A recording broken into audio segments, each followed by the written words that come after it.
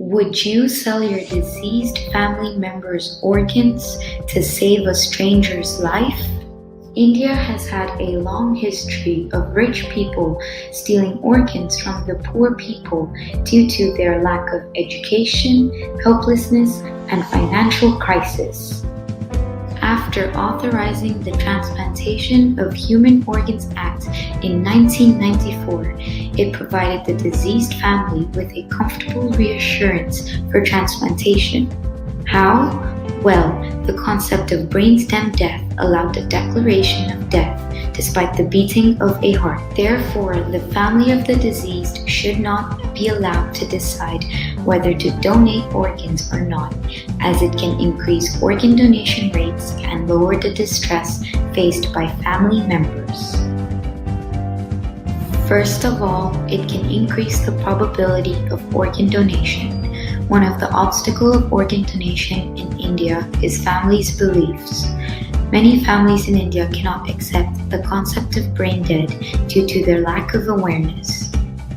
Since their loved ones' hearts are still beating, it makes it difficult to convince the family to donate organs, as the family claims that they're still asleep.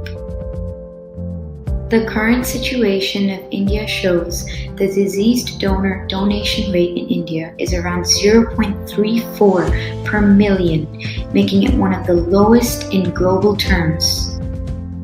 Studies reveal that more than 500,000 people die annually in India waiting for an organ. If the family of the deceased causes the life of 8 people and prevents 50 people from healing, it shouldn't be given the right to decide for the deceased.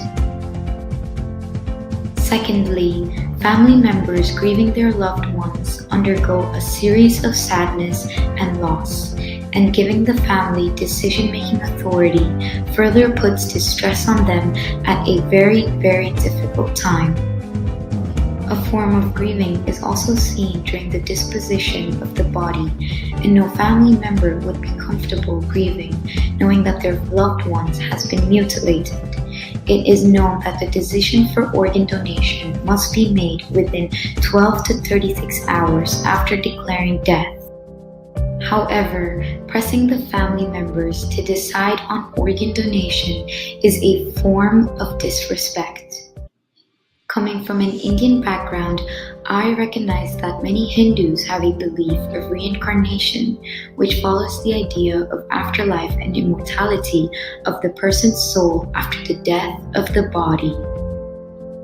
Some of us believe in keeping the organs intact to ensure a complete soul for reincarnation.